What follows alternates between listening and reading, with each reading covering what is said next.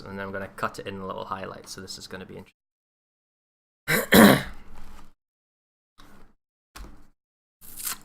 No pressure now. I'm on the spot. Hello everyone, and welcome to a Fara Carrier guide. Today we're going to talk about what makes a good carrier, what makes a good CV. We've had a lot of premium carriers released. We've had the Saipan, then we had the Kaga, Enterprise, and now we're going to have the Graf Zeppelin.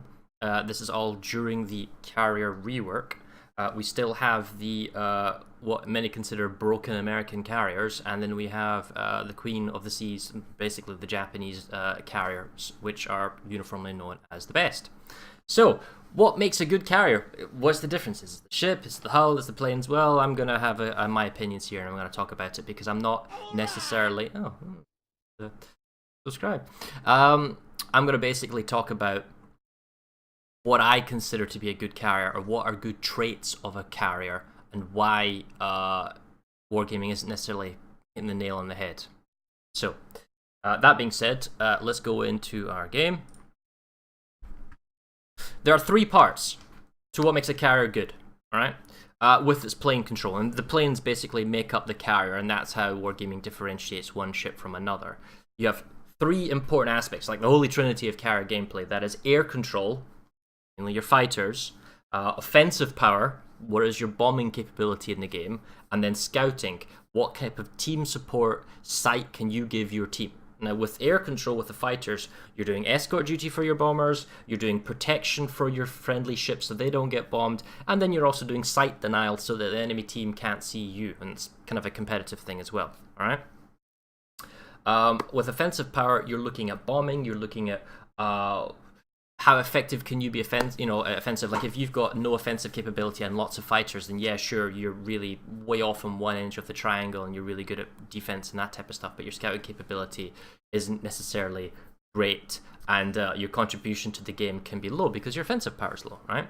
And then scouting, well, can you scout without sacrificing those other two elements of the triangle? So basically, can you have good air control without sacrificing the fire to scout? Or can you have good offensive power, but without using your offensive power to then also scout? Can you do all three things at once? High requirements, but this is what makes, from a good character, a great one, right? So, I don't want this to be like a 50-minute lecture, so we're just going to move on here, and anytime you can just pause or ask me a question, and I can get back to you in the comments on YouTube if you're watching this pod.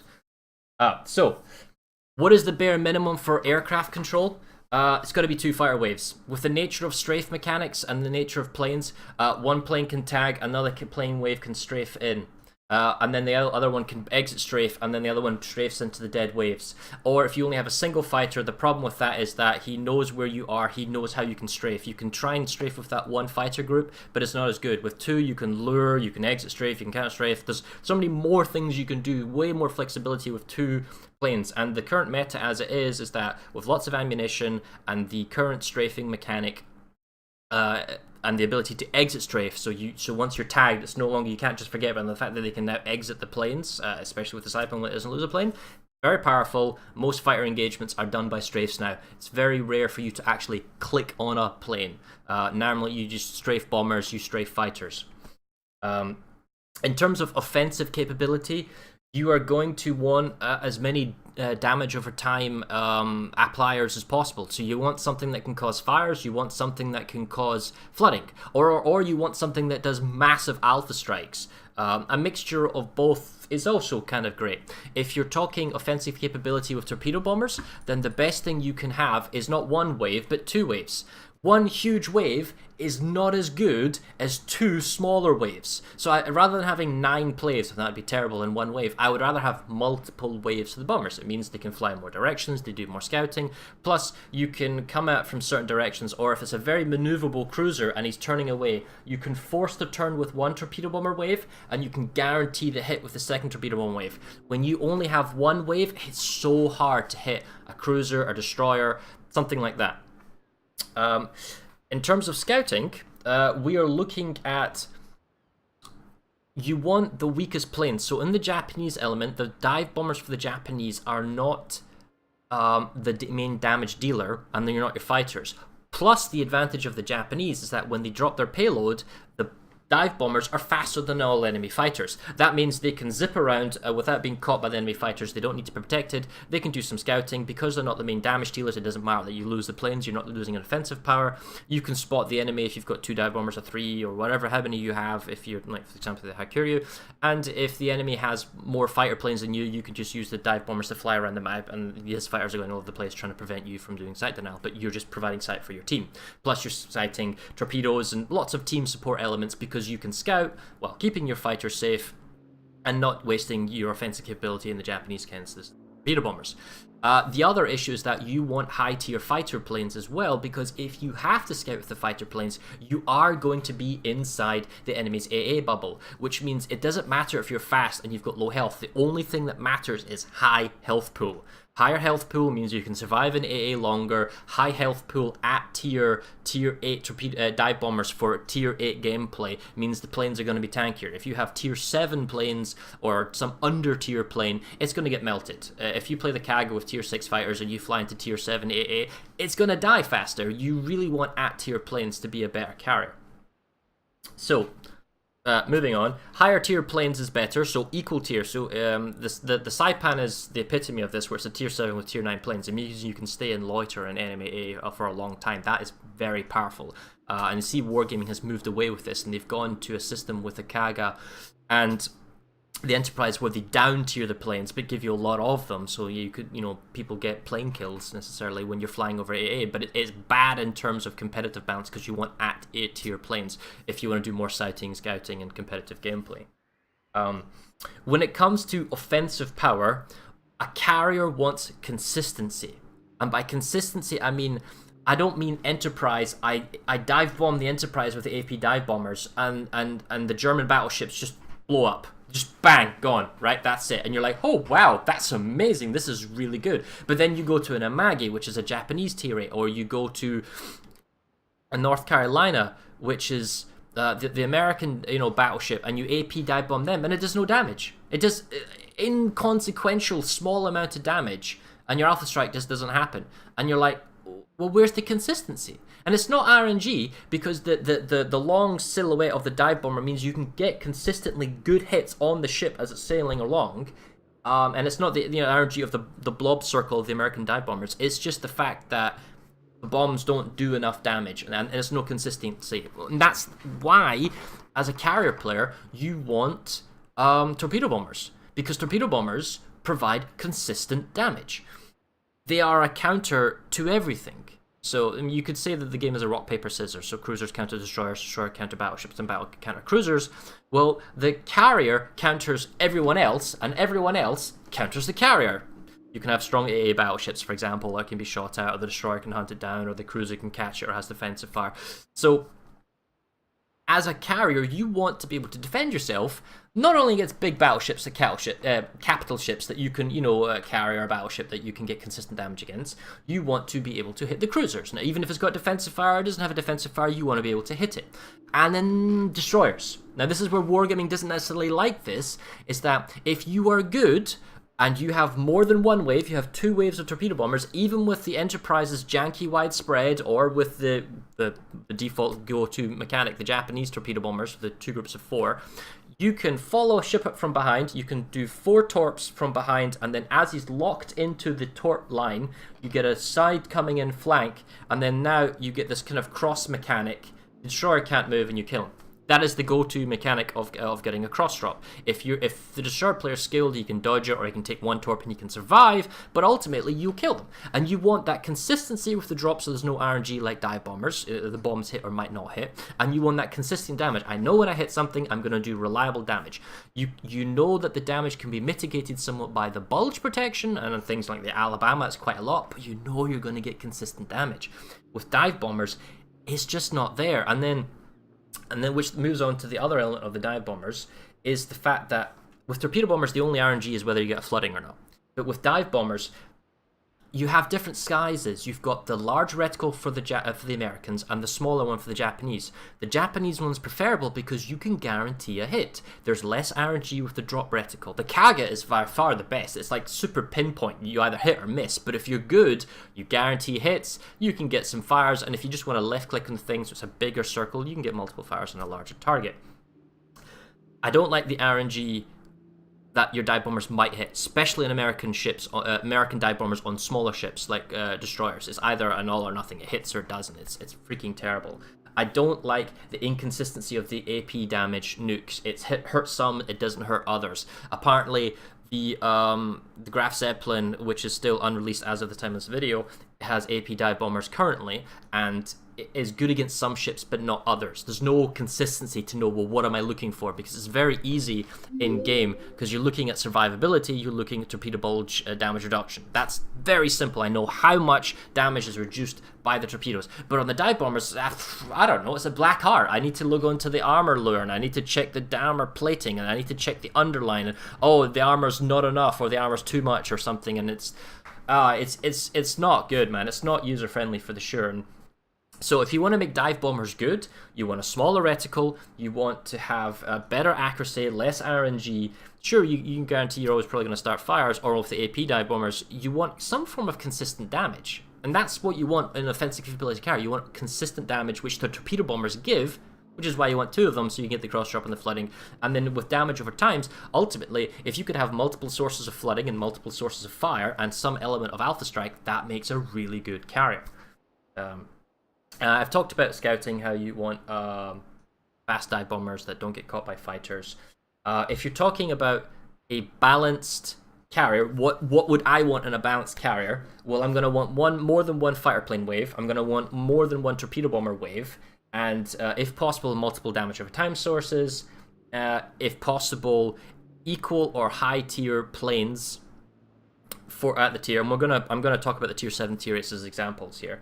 And more waves, the better. The more waves that they give you that in the control, the better. Now, I'm going to talk about now the planes in the air, how many planes each carrier has in the air, and the setups. Because there are a number of balance issues with the current carriers, and we'll talk about why they're bad with respect to the three elements we've talked about in the Holy Triangle, which is the air control, the offensive power, and the scouting. And I'll say what they're good at, what they're bad at, and how I would tweak it to create a balanced sort of setup. So, first things first, let's talk about planes in the air. Kaga can have 29 planes in the air. That is a mixture of its fighters, torpedo bombers, dive bombers, and this is with air supremacy, the +1 fighter, +1 dive bomber per wave, okay? The Hiryu can have 28 planes in the air, alright? Saipan is a special little flower in that it has 14 planes in the air, but because they're higher tier. And the Ranger, depending how you use it, can have from, if you play 1-1-1, can have 20, or if you go 2-0-2 or you go strike, you can have 27 or 28 planes in the air. So we're finding that planes at tier, you're looking at a number between 27, 28, 29 planes in the air. Right? If we look at tier 8, the Shikaku, which is the gold standard when it comes to really good carriers, has all at tier 8, at tier 8 planes, so it's at tier planes, I should say. And it has 28 planes that it can fly in the air at any given time. It has 2 fighter planes, 2 torpedo bombers, 2 dive bombers, multiple sources and dots, and the ability to scout. That's why it's the best. If we look at the tier 8 Enterprise, the tier 8 Enterprise is actually pretty interesting because they can get 34 planes in the air. It's got quite a lot going on there. More than anyone else, more than like the Kaga has in the air. The Lexington is just like the Ranger in that it can have between 28, 27, or 20, 27, 28 planes in the air. Whether you go 1-1-1, or you go... And by 1-1-1, I mean the first number is fighter, the second number is torpedo bomber, the third number is dive bombers. So 1-1-1, which is the stock setup on the Lexington, is 20 planes in the air. And then if you go fighter or strike, that's between 27 and 28, okay? So between the 8s and the 9s, the number of physical planes in the air is roughly the same. So why is it that the American carriers are garbage? Why are they down in the 40% win rates? Well, I guess just before we move on to that question, there is another tier 8 we need to talk about very briefly as well, and that's the Graf Zeppelin. The Graf Zeppelin has 28 planes in its current setup. 2 fighters, 3 dive bomber squadrons, 28 planes. So you can see how the 28 seems to be like this magical number. So, what is about the Ranger that's garbage? What is it that makes the Ranger terrible? Well, it's inflexibility. You have 3 waves or you have 4 waves. If we look at the stock setup, we want multiple fighter waves, multiple torpedo bomber waves, and possible multiple dive bomber waves. We don't. We have 1 of each. It makes it clunky with fighter cover because you can only cover 1 area of the map. You can't cover multiple areas of the map or scouting or that type of approach. Torpedo bombers, you've only got 1 wave. You can't attack a target cleanly. You have to constantly turn around. You want to come at a 90-degree angle. It's much harder to hit like a destroyer or a hard turning ship that's got a good rudder shift, or even a battleship that's already turning. You might only hit them with half your torpedo bombers. And the dive bombers are not necessarily accurate either, so you sort of kind of RNG, yes, may, no, maybe. So it's everything's bad about it.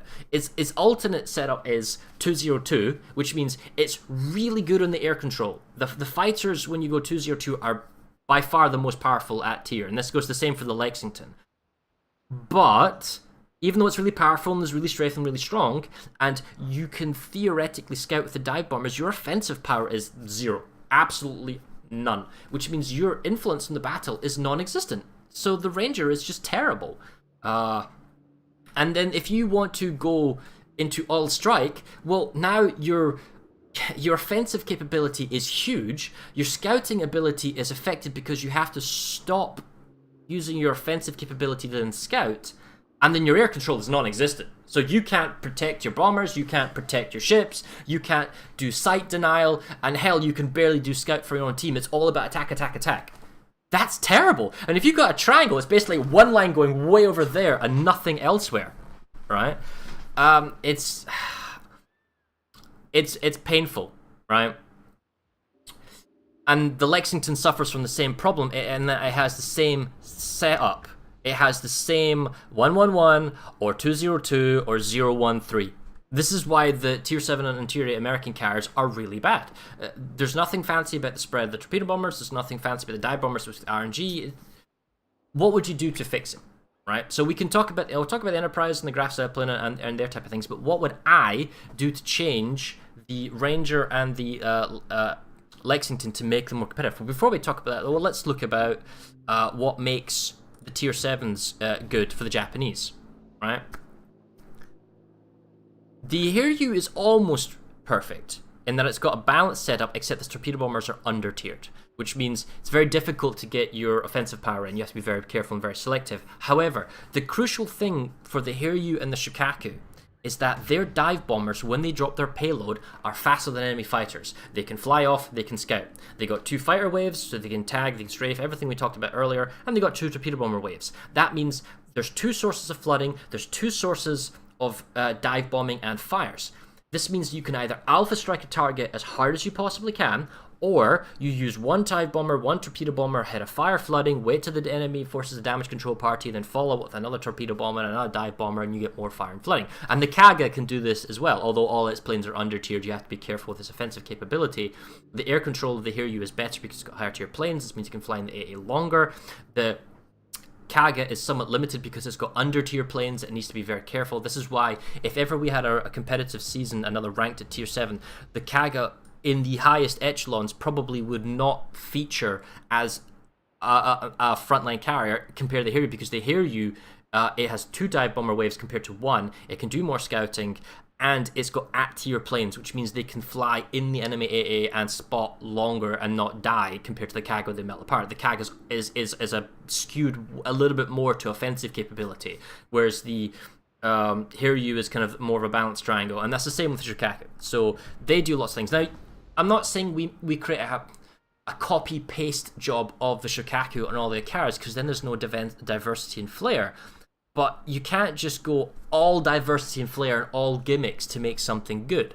If we look at the Enterprise, this was an interesting departure from remaining carrier doctrine. It's a premium, so Wargaming might be trying some stuff out, but it's 222 on an American carrier. Wow, we have multiple fighter waves, we have multiple torpedo bomber waves, we have multiple dive bomber waves. This is great, right? This is, it's close. It's so close. The fighters are down-tiered. That's bad.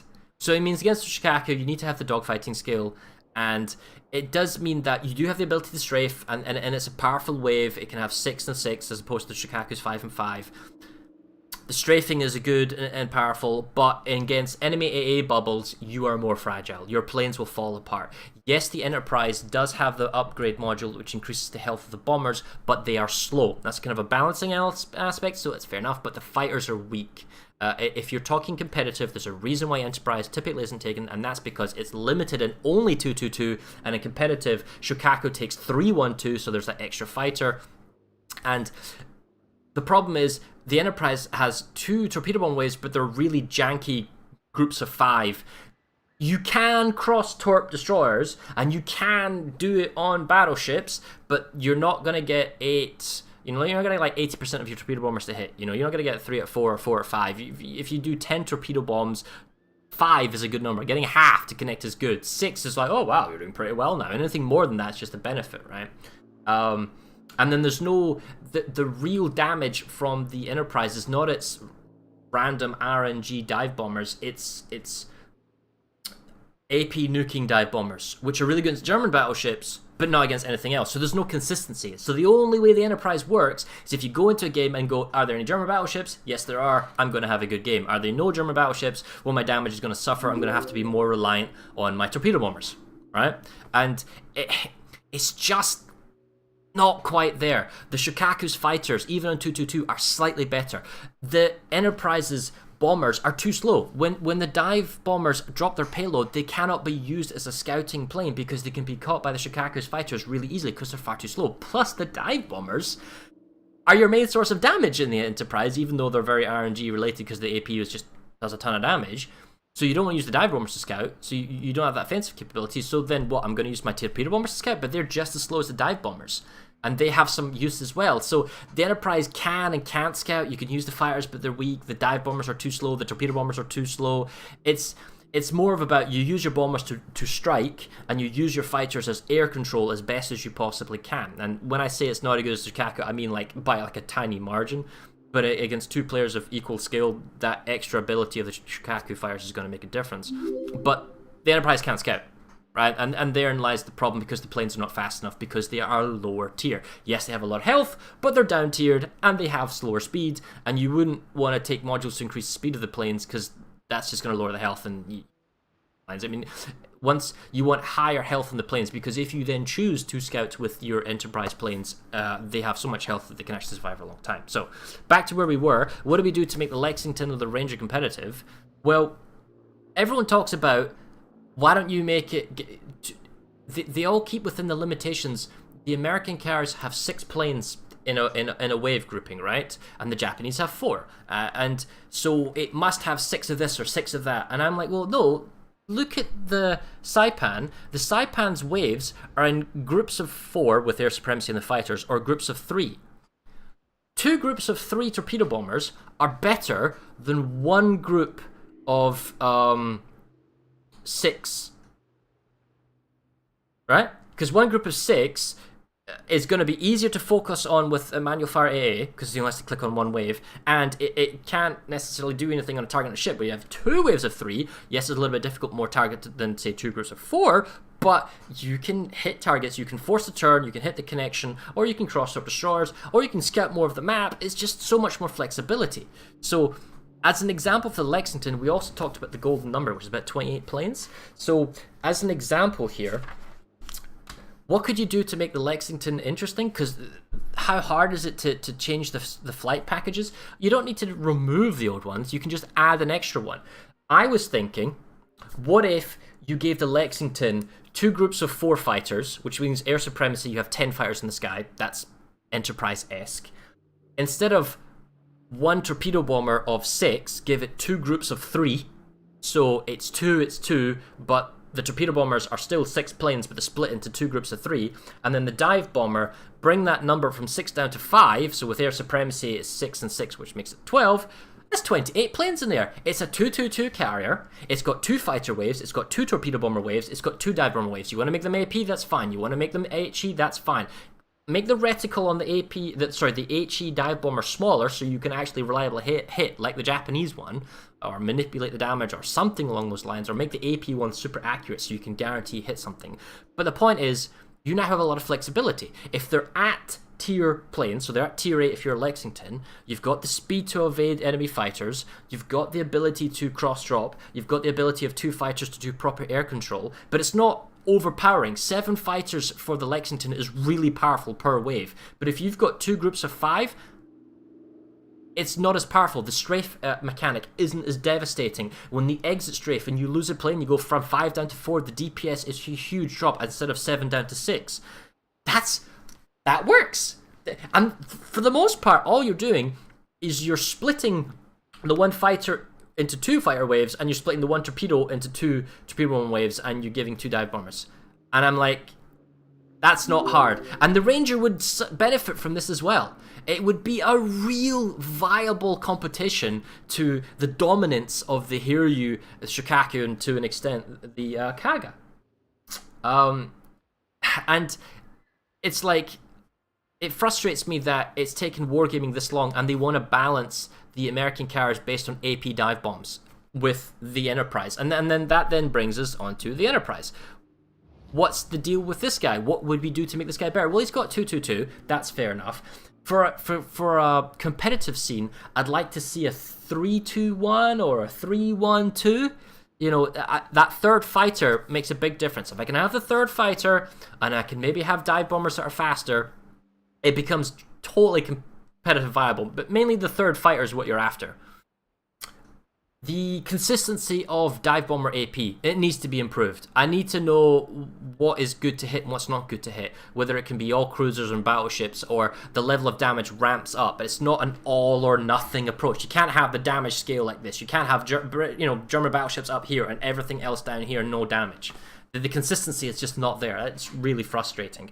The accuracy of the HE dive bombers. If I go back to high explosive dive bombers, well, the problem with the Enterprise is I'm using tier 7 dive bombers, which means I'm not using the 1,000 pound HE dive bombers that Lexington has, which are really good. I'm having the real terrible Ranger ones. But I'm in a tier 8 bracket. That's dumb. Yeah, fine. Make it tier 7 planes for the AP, but if I'm gonna use the tier 7 dive bombers, make them tier 8 so I can actually have good damage with the fire that goes with the flooding, or allow me to be more accurate. I hate dive bombers with massive circles. And yeah, okay, fine, they're not affected by the defensive fire, they're less affected by the panic, but you still click on a target, and your target's there, and the reticle is bloody massive, and the bombs create a perfect silhouette around your target, and you're like thinking, well, I couldn't have done that any better, thank you, Wargaming. Whereas if you go to the Kaga's dive bomber is pinpoint accurate. If you get on the target and you have the skill to hit, bam, it hits hard, and you get everything you want. And for noobs, well, or lesser quality players, you just click on the target, it has a wider circle, they have that RNG element. For skilled players, have the tiny accuracy, give the all attack a proper ability to reduce the RNG of the randomness of the bomb drop. This is not like a battleship or cruiser where I can fire salvo and salvo and salvo, and the spread can be whiffy-waffly and I get a couple of hits, because I'm doing salvo after salvo. The dive bomber is loading, he takes off, he flies over there, he comes to the right approach, he doesn't want it to die, he then does the bomb load, he has to turn around, then he has to fly back. It's like a 2 or 3 minute turnaround on the bombers. Of course they're going to be more accurate, giving the ability to be accurate with skill. So yeah, the Enterprise I said fighters are too low, the health is too low to be viable and competitive. At the moment in random they're probably okay, you can compete but you need to strafe. If you want to scout with the fighters in AA, the health pool's too low at the moment. Their speed is also really hampered and slow, which means they have no chance of catching and hunting down like dive bombers have dropped their payload. And speaking of which, I think it's like a 30% speed increase when you drop the payload on a dive bomber. Once it's dropped his payload, it gets a big oomph, and then you can calculate what the speed increase is, and then whether or not the fire can catch up to that, even with some strafes. The return speed of to make the Enterprise competitive, you could make the return speed of the torpedo bombers, the dive bombers, or the HE dive bombers faster so that they can use to scout with as well. But yeah, the 222 of the Enterprise is fine. I have no problems with that. It's a very powerful ship. The consistency of the AP is annoying. I would like to have a third fighter and a slightly wounded bomber set up like 3-1-2 or 3-2-1, or because the AP dive bomber is the main damage thing, so you could take one of them and give an extra fighter. I'd like to have the extra flexibility, that extra choice, and there's no reason why you couldn't give more to a premium ship. And then that brings us now to the latest addition to our carriers in the tier 8, because tier 8 is the competitive go-to meta, and I play Shikaku, and I play competitive for Omni, and I'm currently the king of the sea. What does that mean? It means I have the fancy flag that says, I'm the king. Look at me. I'm the king, right? So I kind of know what I'm doing in the competitive element and the competitive meta when it comes to carriers. I know what is good, I know what we need for a team composition, and I know what else is good in randoms, okay? Now the problem is, nothing comes close to the Shikaku. And it's so frustrating because of how good the Shikaku is in its balanced setup. It can go slightly fighter heavy or it can stay balanced. The dive bombers can scout and all that type of stuff. And that brings us to the latest tier 8 mechanic, which is the Graf Zeppelin. But this is no longer the torpedo bombing Graf Zeppelin, which I was having wet dreams over. This is a Graf Zeppelin that still has the same weak tier 8 fighters. 2 fighter waves, that is good. No complaints there. However, the ammunition loadout is really limited. The number of strafes we can pull off is highly limited. The health pool is also highly limited, which means scouting with the fighters inside enemy AA is going to be difficult because we're going to lose planes faster. We would rather have slower, tankier planes. Faster's good. It means we could possibly hunt down those Japanese dive bombers quicker and more reliably, but it's only a 4-knot increase of the Japanese fighters. We'll have to see how that kind of plays out. The only other plane currently of the Graf Zeppelin are the 3 dive bombers. Now, I haven't used them. I can't say how well they are. We can use HE, we can use AP, but I've seen the aiming reticle, and as of middle of August, they're not accurate. They're not Kaga accurate. There's a randomness to them. Yes, they're kind of a silhouette like the Enterprise, and yes, you can hit larger targets and cruisers. But the problem here is destroyers. Without torpedo bombers, you can't hit destroyers. It's very hard to hit with dive bombers. You can only hit the dive bombers currently with the Japanese Kaga or the Japanese dive bombers from the Hiryu or the Shokaku. You can hit them with 1 or 2, and you're really just looking to hit a fire or a reset. You're not doing a lot of damage, alright? So hitting with anything with the Graf Zeppelin is just pure blind luck. And whether or not the AP bomb, because that's the main damage dealing, because it's not going to be HE, it'll overpen it and it'll do no damage. And that's really frustrating. So then you have to rely on the gimmick of the Graf Zeppelin secondaries. You have to rely on the longer range secondaries to fend off the destroyer, which you don't want to do because the concealment on the Graf Zeppelin is astronomical, which is already going to skew the captain build to make it slightly more stealthy. And then that brings us back to the dive bombers. We got 5 airplanes per squad, so take air supremacy into fact. So now we have 18 dive bombers in the sky. With AP, the alpha strike of this is really, really high. And yes, we're using Shukas, and yes, it should be dive bombers. I kind of get that. But there's no fire chance because they're AP dive bombers, unless the HE ones all of a sudden become amazingly good as well. There's no flooding chance, so there's no dots. There's no ability to work with your team. There's no ability to fire or flood or anything like that. And the main offensive capability is the dive bombers themselves, which are slow at 135 knots. They're got, like, for example, the speed of the dive bombers is 135 knots. If I show you the speed of the Shokaku's dive bombers, 161 knots. It means that you cannot scout with the Graf Zeppelin. The bombers are too slow. This could be a balancing mechanic so that they take longer to fly back so you can't rotate the planes around. Alright, fine, sure, whatever. But it means that you're going to get caught by the Shikaku, because the Shikaku is the main rival here. You're going to get caught by everyone else's fires, to be honest, because you're too slow. And that's after you've dropped the payload and you can't scout with it. So not only are you sacrificing your offensive capability in this triangle of air control, bombing, and scouting, you're sacrificing your bombing capability to scout. You can't even scout properly because you don't have enough speed. You've got to have faster planes. Those planes have got to be quicker or make less valuable planes. Make the dive bombers good and torpedo bombers bad, but make the torpedo bombers on the ship very fast.